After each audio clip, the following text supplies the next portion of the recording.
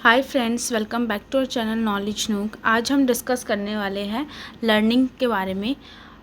Learning एक ऐसा topic है जिससे रिलेटेड क्वेश्चन आते हैं टीचिंग एग्ज़ाम में, और इससे एप्लीकेशन बेस्ड क्वेश्चन भी बनते हैं। और ये बहुत इम्पॉर्टेंट और बहुत सिंपल टॉपिक है from the perspective of teaching exam. सबसे पहले अगर हम लर्निंग की बात करें तो लर्निंग का मीनिंग समझने के लिए कुछ एग्जाम्पल समझते हैं। देखिए, जो लर्निंग है, हम अपने आसपास अपने वातावरण में जो है, हम अपने एनवायरनमेंट में बहुत कुछ चीज़ें सीखते हैं। और लर्निंग जो है वो सिर्फ किसी नॉन पीपल के थ्रू नहीं कर सकते। हम किसी छोटे बच्चे से भी सीख सकते हैं, बड़े छोटे से सीख सकते हैं, छोटे बड़े से सीख सकते हैं। और लर्निंग जो है सब कर सकते हैं, छोटे भी, बड़े भी, बूढ़े भी। ऐसा कुछ एज एक टारगेट सेट नहीं है रिगार्डिंग एज की, इस एज तक लर्निंग हो सकती है। तो अभी थोड़ा लर्निंग के बारे में हम अगर मीनिंग की बात करूँ तो कुछ एग्जाम्पल जो है वो मैं डिस्कस करने वाली हूँ। देखिए, हम अपने आसपास कैसे लर्निंग को सीखते हैं। अगर लर्निंग की बात करें, देखिए, जो ये आप देख रहे हैं कि ऑनलाइन, जैसे कि ऑनलाइन शॉपिंग करते वक्त बहुत रिलेटेबल एग्जांपल मैंने आप लोगों के सामने ये कुछ प्रेजेंट की है। देखिए, फर्स्ट एग्जांपल अगर मैं लूँ तो जैसे हम ऑनलाइन शॉपिंग करते हैं और गलती से हम कुछ भी गलत साइज़ मंगवा लेते हैं।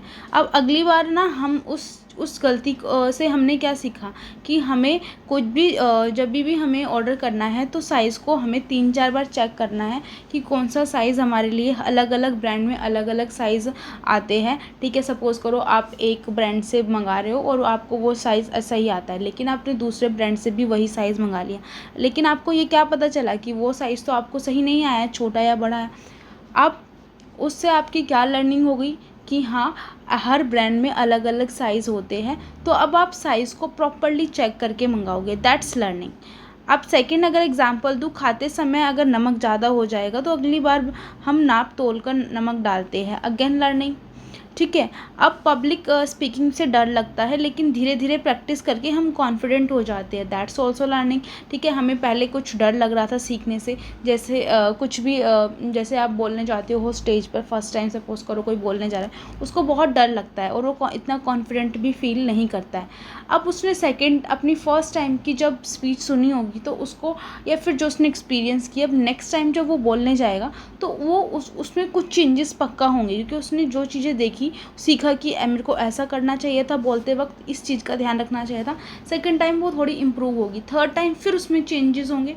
ठीक है, इस तरीके से जो है लर्निंग हर स्टेप पर हम करते हैं। अपने आसपास जो भी हम चीज़ें करते हैं, छोटी बड़ी, हर चीज़ से हम कुछ ना कुछ सीखते हैं। तो यहीं से हमें समझ में आया कि लर्निंग एक साइकोलॉजी में अगर हम बात करें इसकी, तो ये एक प्रोसेस है जिसमें रिलेटिवली लास्टिंग चेंजेस होते हैं। मतलब कि जो भी हम सीखते हैं वो हमारे माइंड में बहुत टाइम तक रहता है। ठीक है, potential behaviour occur because of practice and experience. और लर्निंग कब होती है? जब भी हम कोई भी एक्सपीरियंस करते हैं, किसी भी चीज़, किसी भी सिचुएशन में हम उस सिचुएशन में होते हैं, जब हम रियल लाइफ में उसका एक्सपीरियंस करते हैं या फिर प्रैक्टिस करते हैं, तभी हम कुछ भी सिचुएशन से हम कुछ ना कुछ सीखते हैं। अभी देखिए, मैंने क्या बताया आपको, इन जो एग्जाम्पल थे कि पहले हम जब कुछ कर रहे थे, कुछ दोनों सिचुएशन में, या ऑनलाइन शॉपिंग हो गई या फिर खाना बनाना हो गया, पब्लिक स्पीकिंग, पहले हमारा बिहेवियर कुछ और था, लेकिन जब हमने एक्सपीरियंस किया उसको, ठीक है, तो हमारे बिहेवियर में कुछ चेंजेस देखने को मिले। ठीक है, तो एक्सपीरियंस की वजह से जो चेंजेस हमारे बिहेवियर में होते हैं, चाहे वो पॉजिटिव हो चाहे वो नेगेटिव हो, दीज ऑल आर लर्निंग। ठीक है, लर्निंग हम उसको बोलते हैं। हमारे जो एक्सपीरियंस, प्रैक्टिस से हमारी नॉलेज स्किल्स या फिर हैबिट में चेंजेस आते हैं, वही होती है लर्निंग। और अगर मैं सिंपल मीनिंग में बोलूँ तो लर्निंग जो है, सीधे साधे शब्दों में कहे तो लर्निंग का मतलब है कुछ नया सीखना या फिर समझना। सपोज़ करो, एक एग्ज़ाम्पल है कि जब बच्चा, देखो, पहले बच्चा जब छोटा बच्चा होता है तो उसको पता नहीं होता क्या चीज़ गर्म है, क्या चीज़ ठंडी है, या फिर क्या चीज़ हार्मफुल है उसके लिए और क्या बेनिफिशियल है। तो वो बहुत अननोन होता है हर चीज़ से, ठीक है। किसी भी चीज़ के रिगार्डिंग अगर बात करें तो बच्चे को के एक्सपीरियंस क्यों होता है वो अननोन, क्योंकि उसके एक्सपीरियंस बिल्कुल ज़ीरो होते हैं। उसने कुछ चीज़ एक्सपीरियंस नहीं की होती, इसलिए उसको उस चीज़ के बारे में नहीं पता होता। लेकिन जैसे ही वो चीज़ों को एक्सपीरियंस करना लग जाता है तो लाइफ में उसको चीज़ों के बारे में नॉलेज होनी शुरू होती है। इसलिए बोलते हैं कि जो एक्सपीरियंस्ड पर्सन होते हैं they are more knowledgeable than non experience, क्योंकि हम सीखते किससे हैं, हम जब उस चीज़ को एक्सपीरियंस करते हैं। तो ऐसे ही बच्चा होता है, जब वो छोटा होता है तो उसको कोई एक्सपीरियंस नहीं होता, लेकिन जैसे जैसे वो बड़ा होता जाता है उसको एक्सपीरियंस होता है, उसको सीखता रहता है। और जैसे अगर कोई बच्चा है अभी वो बहुत छोटा बच्चा, उसको पता नहीं है कि जो ग्लास गर्म चाय है वो चाय का जो कप है वो गर्म है, वो उसको हाथ लगा देता है। क्यों लगाता है? क्योंकि उसको अभी पता नहीं है। लेकिन हाथ लगाने के बाद उसने क्या किया, एक्सपीरियंस किया गर्म है। क्या नेक्स्ट टाइम वो उसके पास जाएगा? नहीं, क्योंकि अब उसको लर्निंग हो चुकी है और उसने अपने एक्सपीरियंस से जो भी सीखा that is learning. So learning we always gain from experience and practice. अब अगर डेफिनेशन की बात करें लर्निंग की तो एक जो दो बहुत फेमस साइकोलॉजिस्ट है उनके डेफिनेशन है लर्निंग के रिगार्डिंग। जितने भी मीनिंग हमने अभी पढ़े हैं ना, इन दोनों ने उन्हीं चीज़ पर फोकस किया है। और जो सबसे फेमस डेफिनेशंस है ये दोनों पूछी भी गई है टीचिंग एग्ज़ाम्स में। ये स्टेटमेंट देकर फिर नीचे 4 जो होते हैं 4 ऑप्शन में अलग अलग साइकोलॉजिस्ट के नाम देकर ये पूछ लिया जाता है कि कौन से साइकोलॉजिस्ट ने ये बात बोली है। तो फर्स्ट ये इससे रिलेटेड भी क्वेश्चन आया है। अगर मैं फर्स्ट डेफिनेशन की बात करूँ that according to Gates and other, learning is the modification of behaviour through experience. जैसे हमने अपने लास्ट एक्सपीरियंस में देखा कि जैसे ही बच्चे ने एक्सपीरियंस कर लिया, उसको समझ में आ गया कि चाय का कप जो है वो गर्म है, वहाँ पर उसकी लर्निंग हो गई एक्सपीरियंस से। और क्रो का कहना है कि learning is the equation of habit, knowledge and attitudes. It's involve new ways of doing thing and it's operates in an individual's attempt to overcome obstacle or to adjust to new situation. तो यही है कि crow भी कहते हैं कि learning जो होती है ना वो हमारी जो हैबिट, नॉलेज हम एक्वायर करते हैं अपने आसपास में कुछ नया करके, डिफरेंट तरीके से जब हम चीज़ों को करते हैं, नई सिचुएशन में आते हैं, उस सिचुएशन को एक्सपीरियंस करके उससे कुछ सीखते हैं और हमारे बिहेवियर में जो चेंजेस आते हैं वही सब जो होती है वो लर्निंग होती है। तो ये दो साइकोलॉजिस्ट है, Gates and other and Crow. इनकी जो डेफिनेशन है बहुत इम्पॉर्टेंट है फॉर लर्निंग। अब देखिए नेचर की बात करें हम, लर्निंग का नेचर कैसा होता है। Learning is a continuous process, ये ऑनगोइंग प्रोसेस होता है। हम जब से जन्म लेते हैं और मृत्यु तक हम कुछ ना कुछ सीखते हैं। और वो लर्निंग चाहे हम अपने घर में सीखें, रोड पर सीखें, अपने आसपास का जो एनवायरनमेंट है उससे सीखें, स्कूल में सीखें, या जहाँ भी आप जाते हैं आप कुछ ना कुछ सीखते ही हैं और उसको बोलते हैं लर्निंग। और ये एक ऑन गोइंग प्रोसेस है, कभी ना रुकने वाला कॉन्टीन्यूअस प्रोसेस है। ये फर्स्ट इसका नेचर है। Second, learning is purposeful. हम जब बहुत अच्छे से सीखते हैं, देखो लर्निंग का एक है कि लर्निंग हाँ हम करते हैं, हमने अपने आसपास चीज़ें देखी तो हमने सीख लिया, लेकिन लंबे टाइम तक वही लर्निंग रहती है, वही हम चीज़ें अच्छे से सीख पाते हैं जिसका कुछ पर्पस होता है। सपोज़ करो कि अगर आपको एग्ज़ाम ना देने पड़े तो कोई क्या बच्चा इतना सीरियसली पढ़ेगा? अगर हमें कुछ भी लाइफ में गोल ना हो तो क्या हम मेहनत करेंगे किसी भी चीज़ को करने के लिए? तो लर्निंग हम कुछ भी अब जैसे कुछ भी आप नया करके सीखते हो तो उसके पीछे कुछ ना कुछ मोटिवेशन होता है ज़रूर, ठीक है। तो लर्निंग की ये एक और जो वो है नेचर, वो ये है कि लर्निंग पर्पसफुल होती है। वो लर्निंग बहुत अच्छी और बहुत एफिशिएंट और इफ़ेक्टिव होगी जिसके पीछे कुछ ना कुछ पर्पस होगा करने के लिए। तो ये एक और नेचर होता है लर्निंग का। Learning is universal. यूनिवर्सल मतलब कि हर एक बंदा, हर एक जीव जो है कुछ ना कुछ सीखता है, चाहे वो बड़ा हो, छोटा हो, जवान हो, बूढ़ा हो, सब, चाहे वो गांव में रहता हो, चाहे वो शहर में रहता हो, मतलब यूनिवर्सल है और हर जगह होती है और हर कोई लर्निंग करता है। लर्निंग इज़ फ्रॉम एनवायरनमेंट, और लर्निंग हम अपने आसपास से भी सीखते हैं, ठीक है। और कुछ तो हमारी पर्सनल हमारी जो लर्निंग होती है थ्रू स्टडी, उससे भी सीखते हैं, लेकिन अपने आसपास की चीज़ों से हम बहुत ज़्यादा जो वो होता है इफ़ेक्ट हमारी लर्निंग पर, वो हमारे एनवायरनमेंट का पड़ता है। और चाहे वो घर हो, स्कूल हो, दोस्त हो, मोबाइल हो, सब कुछ हमें कुछ ना कुछ सिखाते हैं। तो ये कुछ नेचर था लर्निंग का, कि लर्निंग एक कॉन्टीन्यूस प्रोसेस है, लर्निंग पर्पसफुल है, लर्निंग यूनिवर्सल है, लर्निंग इज़ फ्रॉम स्कूल।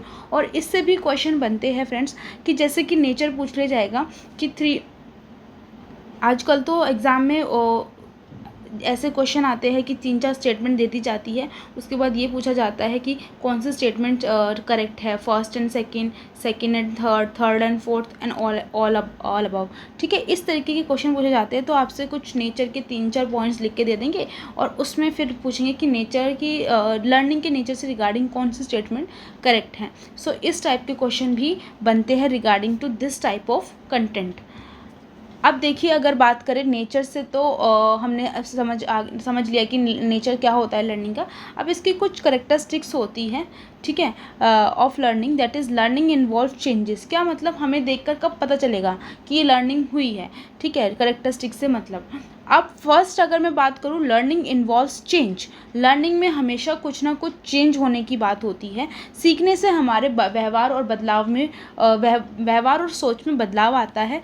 देखो, जैसे अगर आप गाड़ी चलाना सीखते हैं तो वो आपके मूवमेंट कोऑर्डिनेट, वहाँ पर आपके मूवमेंट कोऑर्डिनेट हो जाते हैं, ठीक है। जैसे भी आप जब आप गाड़ी चलाना सीखेंगे तो पहले आपके जो मूवमेंट है वो वैसे नहीं होंगे, जब, ठीक है, जैसे आप गाड़ी चलाने से पहले थे, लेकिन गाड़ी चलाने के बाद आप गाड़ी में बैठोगे तो आपके मूवमेंट भी ऑटोमेटिकली वैसे ही होने लग जाएंगे जैसे आप गाड़ी चलाना सीख रहे हो। उसके बाद, जैसे अगर किसी बच्चे को सड़क पार करते समय एक्सीडेंट होते देखा गया है, तो अगली बार वह सिग्नल देखकर ही सड़क पर पार करेगा, यानी उसने अपने अनुभव से सीखा और उसके व्यवहार में क्या आ गया, बदलाव। Learning is relatively permanent. जो सच्ची चीज़ होती है वो लंबे समय तक रहती है, ठीक है। अब लर्निंग जो होती है वो परमानेंट नहीं होती है, रिलेटिवली परमानेंट होती है। मतलब कि ऐसा नहीं है कि आपने जो सीख लिया वो हमेशा के लिए सीख लिया। रिलेटिवली परमानेंट होती है, आप किसी भी चीज़ को कभी भी भूल भी सकते हो, और कुछ चीज़ मतलब लंबे टाइम तक चलती है। वो डिपेंड करता है आपकी प्रैक्टिस पर, आपके उसको यूज़ करने पर, ठीक है। जैसे साइकिल चलाना एक बार सीख लिया तो कभी नहीं भूलेंगे। साइकिल चलाना एक बार सीखे तो सालों साल बाद भी नहीं भूलते, आप भले ही 5 साल बाद चलाएं, लेकिन शरीर को याद रहता है, ठीक है। तो रिलेटिव जो सच्ची चीज़ें सीखी जाती है, ठीक है, जो बहुत मन लगा के सीखी जाती है, वो रिलेटिवली जैसे मैंने भी बताया, जो सच्ची चीज़ें होती है वो रिलेटिवली परमानेंट होती है लर्निंग। कि एक बार अगर आपने अच्छे से साइकिल चलाने सीख ली, आपने प्रैक्टिस की, तो अगर आप उसको दोबारा चलाओगे तो आप उसको उतना जल्दी भूल नहीं पाओगे। लेकिन वहीं अगर आप साइकिल को जैसे कुछ चीज़ आपने सीखी वो अच्छे से नहीं सीखी, ठीक है, और उसको आपने प्रैक्टिस भी नहीं की, तो कुछ टाइम के बाद आप उसको भूल जाओगे। तो ये रिलेटिवली परमानेंट होती है। अगर थर्ड की बात करें, लर्निंग कैन बी फॉर्मल और इनफॉर्मल। अब लर्निंग जो होती है वो दोनों तरीके से होती है, ठीक है, मतलब कि फॉर्मल भी होती है और इनफॉर्मल भी होती है। कि जैसे कि आप स्कूल में पढ़ाई करते हैं वो तो फॉर्मल होती है, और जब आप जैसे अब यूट्यूब से आप कुछ नया सीख लेते हो, ठीक है, जैसे कोई भी कुकिंग चैनल है उससे आपने कुछ बनाना सीखा, तो वहाँ पर आपको किसी ने कोई प्रॉपर सेटअप नहीं दिया कि बैठो यहाँ पर इतने बजे से इतने बजे तक क्लास लगेगी, इतने बजे आपको आना है। एक प्रॉपर कोई फॉर्मल सेटअप नहीं है। आपने कभी भी चलाया उसको किसी भी तरीके से, 5 मिनट देखा, थोड़ी देर बाद उठ के गए, फिर 5 मिनट देखा। तो इस तरीके से इनफॉर्मल वे में भी यूट्यूब से आपने एक रेसिपी बनानी सीखी। तो लर्निंग दोनों तरीके से होती है, फॉर्मल भी होती है और इनफॉर्मल भी होती है। नेक्स्ट की अगर मैं बात करूँ, जैसे learning is influenced by motivation. अभी बताया था कि मोटिवेशन से लर्निंग मोटिवेशन से इन्फ्लुएंस्ड होती है। जितना भी आप किसी भी चीज़ को करने के लिए मोटिवेट होगे उतना ज़्यादा अच्छी लर्निंग होगी, और अगर आप किसी चीज़ को करने के लिए मोटिवेट कम हो तो वो लर्निंग कम दिन तक लास्ट करेगी, और कुछ टाइम के बाद वो आपको इतने अच्छे से याद नहीं रहेगी, आप उसको भूलोगे नहीं, कहीं ना कहीं वो रिकॉल होगी, बट डिपेंड करता है कि आप उसको यूज़ कैसे करते हो। एक्सपीरियंस और प्रैक्टिस पर आपके डिपेंड करता है कि वो लर्निंग आपके लिए कितनी स्ट्रॉन्ग रहती है, ठीक है। और जहाँ पर मोटिवेशन हाई होगा वहाँ डेफिनेटली लर्निंग भी स्ट्रॉन्ग होगी। ये तो नेचर में भी क्या था कि learning is a continuous process. Learning सीखना एक सतत प्रक्रिया है, मतलब कि जो लर्निंग है वो कॉन्टीन्यूअस होता है। बच्चे भी सीखते हैं, फिर पेरेंट्स सीखते हैं, फिर दादा दादी, ये सब ऐसा नहीं है कि बच्चे सीखेंगे तो दादा दादी के एज तक वो सीखने की प्रक्रिया ख़त्म हो जाएगी, नहीं।